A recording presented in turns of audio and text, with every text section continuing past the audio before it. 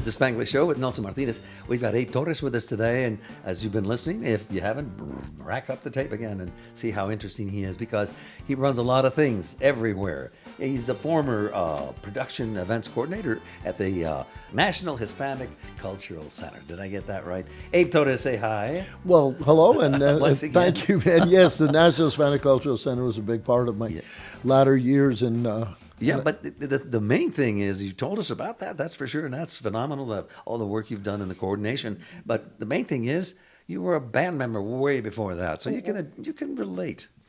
I can totally relate. I started playing bands. I thought every kid in the 5th grade was a musician. I don't know. The lifestyle was so normal to me that, well, as I went on in my father's band in my early years and into high school, I had the opportunity to play with some pretty legendary people like Leroy Mora.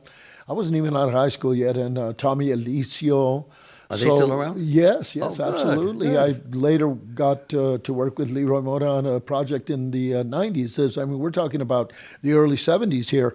And as we went on, then it happened. I had been playing traditional New Mexico Spanish music, Volver, Volver, Un Rinconcito en el Cielo, Puño de Tierra. Those were all classics that I just had memorized in every key. And you sang? No, I played trumpet. I was a It was trumpet a player. trumpet I knew player. all the leads, so I could start the song, and my father was the vocalist. Oh. So it was a great combination of playing in his bands and actually doing 3 and 4 night-a-week gigs. So my feet were wet by the time I broke into middle school, and that's when the formal training kicked in. I went on into high school, and again, that's when it happened. I discovered soul, funk, rock, the stuff I was just in, and I made the transition from just playing Spanish music to including all of these other genres of music. And right out of high school, I did a couple semesters I did one at UNM and a couple at Highlands University, and then I went on the road. Wow. I went on the road at age 19. Fíjate. Yeah, with a group called Curiosity, which was one of the standard groups here. And this was after my high school bands, dabbling in the funk and soul and everything else. Everything but New Mexico music, actually. I made the total transition. And went on, and our first tours included the entire West Coast. We were all 19. We were all kids, Sure. We started touring up and down the West Coast. I have no idea how we got away with not being 21 and performing in these clubs. They were some of the top clubs, and we were offering a type of music that they maybe didn't quite have the exposure to, more of a Southern California group versus Northern California group, which we were playing a lot of the similar material. That was during the whole disco birth and the funk and soul and grooves. And I went out at age 19, didn't come back, ended up joining another group in Portland, Oregon. The guys in Curiosity came back home, regrouped, and went out on another tour. I stayed up in Portland, played in a group called the Bell and Arc Show, traveled again into Canada, Vancouver, Courtney Island, throughout the Pacific Northwest. At age 21, I decided, I think I'm going to go home. Yes. And I came home, and I hadn't seen my parents in 2 years. I never flew home. It wasn't that easy to do in the late 70s. What a transformation. I mean, we didn't have videos and phones and everything else, just the music. So when I came home, I had made a complete transition myself. I remember my mother opening the curtain on the sliding door. When I tapped, she knew I was coming home. She took a look at me, and I was a different kid than had left. Crawled out from under the fences of Albuquerque and showed up in Portland, Oregon, and complete transformation. Came back and looked more like one of the Stone Temple Pilots, and I did the kid that played with Leroy Mora. So oh my God. Yeah, it was quite the adjustment of me coming back into the New Mexico music scene, but I adjusted quickly. And then you changed your name, or you got into the band Zozobra? I joined the group Zozobra, which was like a groundbreaking group at the time, in the sense that they were willing to make the big moves, and a lot of people say, well, how is it that you gained all this knowledge, Abe, in the industry? That, when I talked to them about publishing and copyright and writing and producing and traveling and studio work and everything that's involved in being a next level group, so to speak. I'll just use that term. Yeah. And I went out with the guys from Zozobra, Ed Sanchez, Toby Romero, Ron Wolf Garcia, Bud Lucero. These were all the guys that were in the top band in Albuquerque, literally the top band as far as the funk and rock and soul music, Motown. And Abe Torres, along with everybody else, relocated to Hollywood. Hollywood. There's only one place you can go. We toured for a bit. We gathered our thoughts. Ed was the principal songwriter, and that's when I learned a lot more about songwriting. Wow. I apprenticed under him, and we took the songs to Hollywood. We were fortunate to get signed through a contact. Toby had lived there. Tobias had lived. He had gone to school at LA City College or LA Valley College, and he had a residence there. He had an apartment, and we had a place to work out of. Yeah. We eventually got signed to, this is where the break happened. We were very fortunate to get signed to Original Sound Records, which was the CEO of that company was the legendary Art LeBeau. So when we signed with Art LeBeau, that just began to open the doors. Now this is in the 80s, okay? So now we're still that not so easy to communicate. There were no cell phones really to speak of. They started to come into the picture, but most of our stuff was done, old school. Computers were just coming into existence, so we were doing everything by phone. And when we'd go on tour, you use maps. You didn't have GPS. So if you went to San Francisco, man, you had to figure your way out. And this had happened earlier in my career, but at this point, we were doing much more West Coast touring and fortunate to be signed to a major record label like Original Sound Records. Oh, wow. What a thrill that must have been, huh? Well, I was young, and I was younger than the other guys, so I was always the kid in the band, and it felt cool, man. I mean, I was learning the trade at a relatively young age. You sure have. Boy, and it shows because the things you do today, I know you're not a spring chicken, neither am I, but that's another world.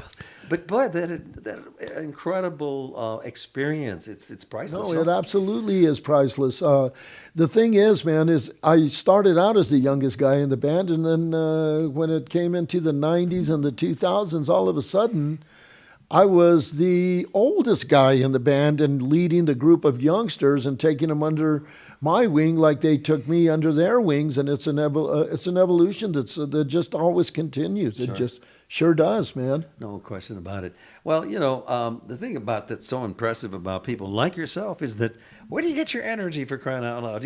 And you're a golfer on top of that. I went golfing with you. I'm so happy to have learned a few things from you at my drives. But yeah, where's your energy come from? I think that being a musician, and this is probably, you've heard this before, this is the truth, certain parts of your brain you tap as a source, and because of the challenge of memorizing music, creating music, recording music, you often just create this energy level that I find myself, I often wondering, how is it that I continue these? It seems like I get more and more projects as I go along, and it just comes from that self-induced energy that you create by being creative. Welcome to the future. Welcome to Lesmantronics 2050, the ultimate pro audio, video, and music store. AI sound engineers that work with you, but not for you. In 2050, music is no longer played, it's experienced. Step into the sound. Create the vision. Own the future. This isn't a store, it's a revolution.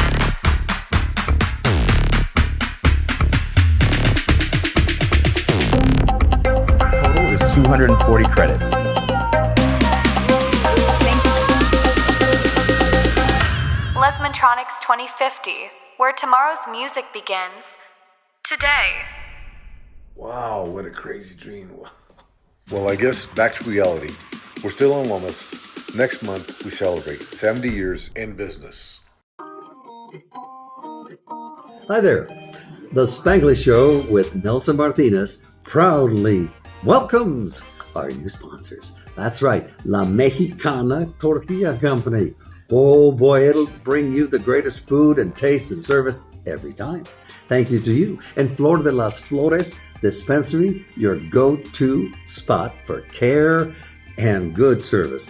Thank you. Gracias for supporting our show and community. Really nice to hear that. Stay tuned and stay connected.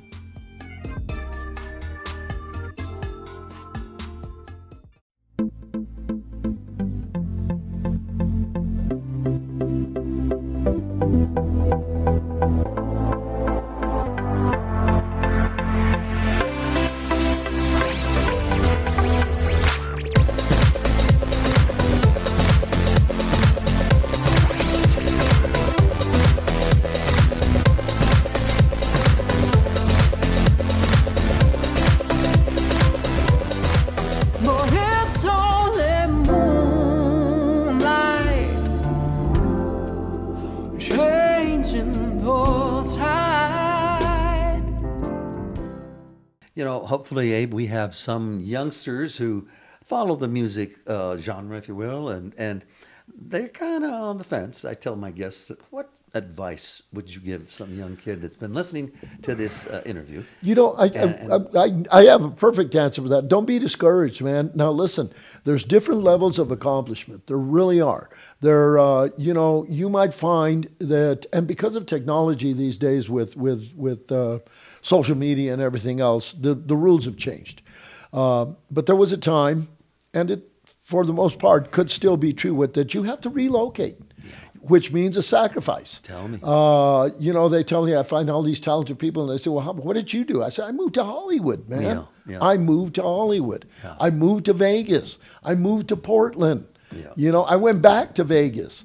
And they say, well, what about what about? That's where the trade-off is. You know, you have people like Stephanie Montiel, our little angel baby, had to relocate. yeah. Max Baca, the Hermanos Baca, the Tex Maniacs, they had to relocate. Sure. The guys from Santa Fe and the Fat City Horns, they had the Lopez family, they had to relocate. Sure. So, you know, these are moves that most of the groups that you look up to and say, wow, how do I get that good? No, relocate. It'll find you. But if you can't relocate, there's nothing wrong with your gigs being throughout the state of New Mexico and in Albuquerque and on social media. You can have hits without ever leaving your state. And also, isn't it, of course, if you get well known through the media, through the social media, maybe you won't get the sales that you used to get as far as selling your 45, but it's the hits on your webpage that start garnishing a lot of viewers. And guess what? The advertisers want to get on your webpage, no? That's absolutely true. And I think one of your previous guests is a perfect example of that. Ryan Montaño. Yes. The amazing trumpet player out of. Yes. He has developed a formula that works. He has over 1 million hits on his music. Imagine. He has just like, but he does dabble at the national level. Yeah. That's the thing, is that he does know David Koz in the smooth jazz world. He does know the upper echelons players, and he does go to NAMM in Anaheim. And he knows Nelson Martinez. He and you were a perfect match. You guys bounced off of each other. I couldn't believe it, how wonderful that podcast was. Well, I was going to ask you seriously. Don't need any smoke blown, you know what I mean? But I really enjoyed interviewing him, and I hope it feels as good as I felt interviewing him. I appreciate his personality. You know, when you can be yourself, man, and talk about music, when you're asked a sincere question and you answer it sincerely, and it makes sense to who's ever listening, mission accomplished. Mission accomplished. Y que suave. Well, I'm glad we got to talk with you, Abe. It's really an honor. You know, our friend, a mutual friend, Mark Padilla, sponsor, and also my co-producer of the podcast, he said, you got to interview Abe Torres. He's a fascinating man, and I've always come to trust, I had come to trust Mark with his suggestions on all the people that I've interviewed that he suggested.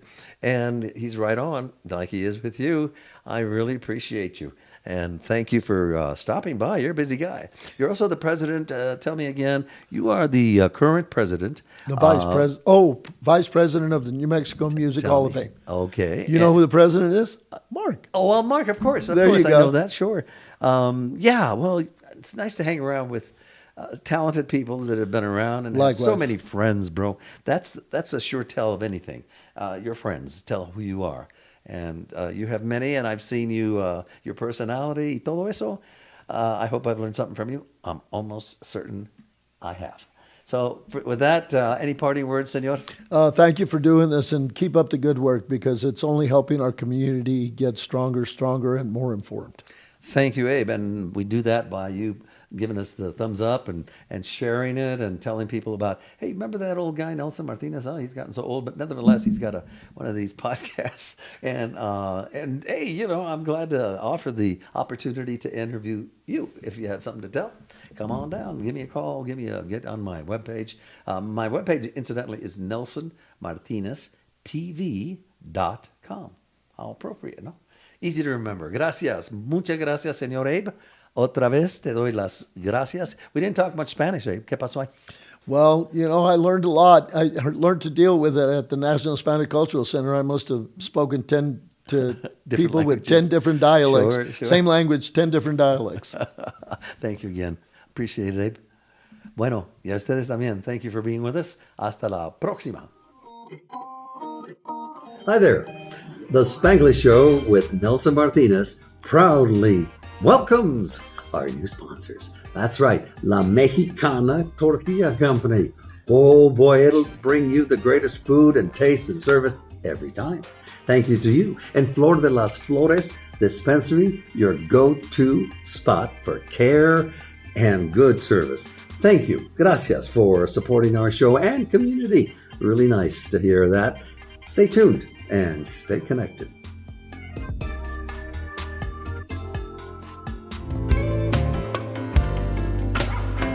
The Spanglish Show with Nelson Martinez, a dynamic new video podcast series highlighting successful and influential figures from Albuquerque. The show dives into topics such as success, music, politics, and art, offering engaging conversations with notable guests. Drawing on over 17 years of experience as a news anchor for KOAT TV Channel 7, Nelson brings a seasoned perspective to his hosting.